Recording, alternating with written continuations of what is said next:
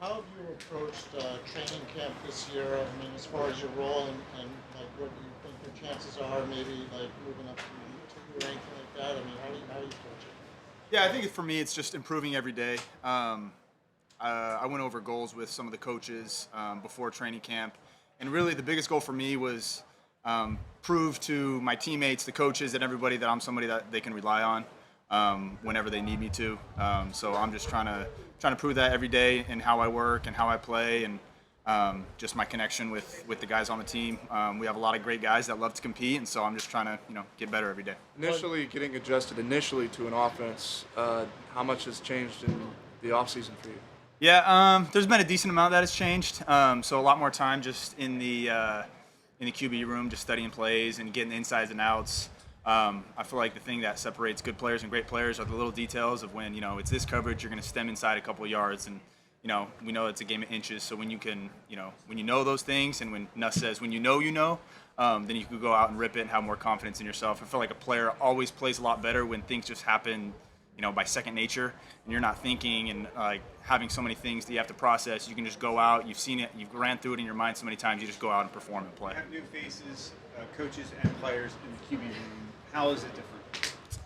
How is it different? Vibe, Yeah, I feel like there's a lot more. I feel like connecting outside of the locker room, and like Will and like Kenny was saying, we'll go golfing, and we've gone to Top Golf, and just different things that we do outside. Jay did that retreat down in Florida with a bunch of guys, and so just a good time to get everybody together, because Sirianni will always say you play better when you're playing for your brother or you're playing for someone that you love. So having that connection outside of football, I think, is really big, and I think we've done a really good job. And I think Jalen's been the leader of that.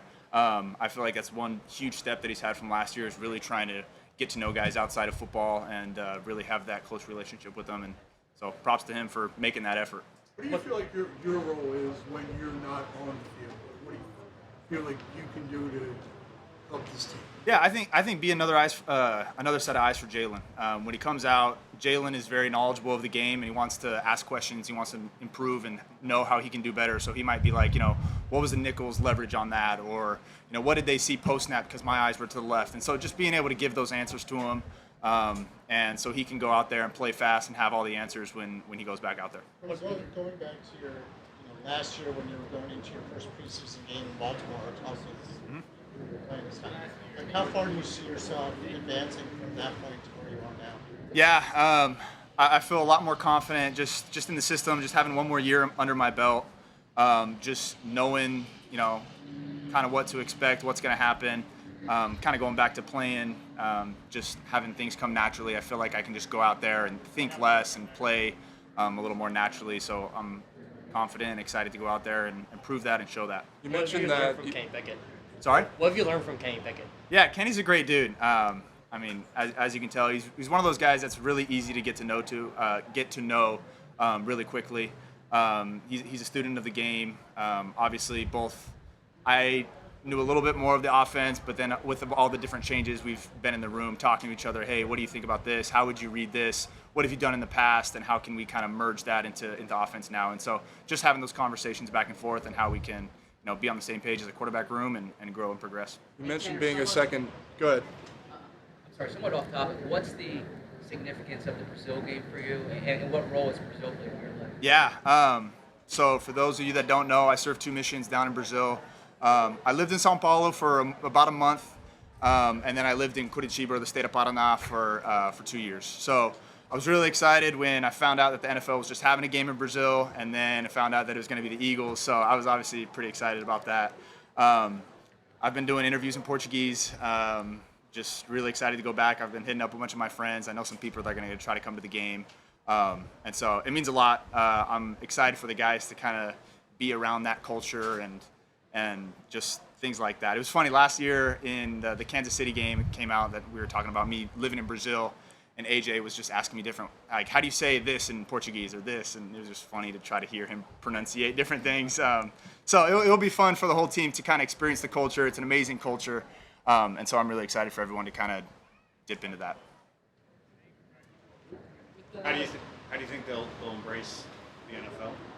I think they'll definitely love it. I think anytime that you give love to that it's similar to the people of Philadelphia. Anytime that you show a little bit of love, they're gonna love you back 10 times more. And so just having an NFL team there and present, the fans are gonna love it. I've had, hundreds of people, just when we announced that we were gonna go play in a game, hundreds of Brazilians following me on social media, hitting me up, asking me questions. And so I think it's gonna be a lot of fun to be down there. Were there a lot of games on down there, or was it just like a game of the week or something like that? As far as football? Yeah. So when I was down there, mainly, I don't know if it's changed, it's been a couple years, but usually each state would have a team. And it was kind of interesting because it was kind of like a semi-pro team, but because there weren't so many football programs, it was kind of everybody played for that one team in that one state. So you'd have high school kids playing with 45-year-olds and so it was an interesting dynamic. But it was crazy because a lot of them would learn plays on Madden or whatever. So a lot of them would learn English just so they can use, football terminology. So you'd have them, speak Portuguese and then be like, oh, I'm going to do like a stick route. And then you're like, hearing Portuguese and then fade. And you're like, oh, okay, well, yeah, that makes sense.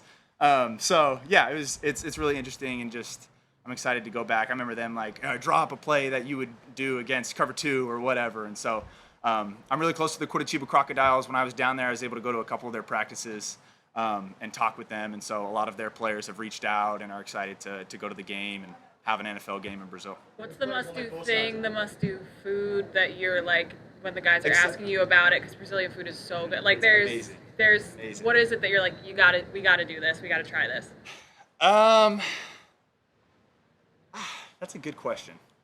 Thank you. I heard we're going to like a cultural event. I have no idea what that means. Okay. I'm so excited to see what that is, just because the culture is so rich. I'm excited for the guys to meet like the people and how welcoming they are. But like you said, the food is pretty amazing. Like for those of you that don't know, like you go to a place and they bring out the meat on the stick and they slice it off. Like that's like very common as for like a steakhouse, I guess, which would be the equivalent here. And it's really good, really cheap. A lot of meat's produced from Brazil, and so the meat's just really fresh and it's awesome. So I'm excited for the guys to go down and try that. Players on both teams who are going to Brazil, who have on social media, on podcasts, kind of wondered why we're going. They're running with some rumors. Have you kind of played the role of like quelling some of those anxieties or fears within this own locker room, and what's that look like? Yeah, I wouldn't say necessarily too many guys are too worried about the whole like danger aspect or anything, but it's a far trip, and so some guys are thinking, we got to rest up and be ready to go. It's not going to be a super long trip, so when we get there, we're literally going to play a game in a few hours, not a few hours, but a day or two later. And so guys are just feeling, we got to get ready and be ready to ball. It's not like we can go on a plane. We're going to have a week to get ready, get acclimated to things. Like we're going to have to be able to ready to play. So I would say it's more of those things. I was talking to some, because a lot of people are like, oh, you can't wear green. It's the Eagles and the Packers. I was talking to some of my friends in Brazil, and they're like, well, of course you can't wear green because it's the rivalry. That's just like very normal to them. Like, and we're just like, oh my gosh, if you wear green, then it's the big thing. But they're like, yeah, like you're playing in Corinthians Stadium. They hate Palmeiras. Like you can't wear green, and that's just very normal for that culture. So it's different. You see both sides of things, which I think is really cool. Thanks, Dan. Appreciate you guys.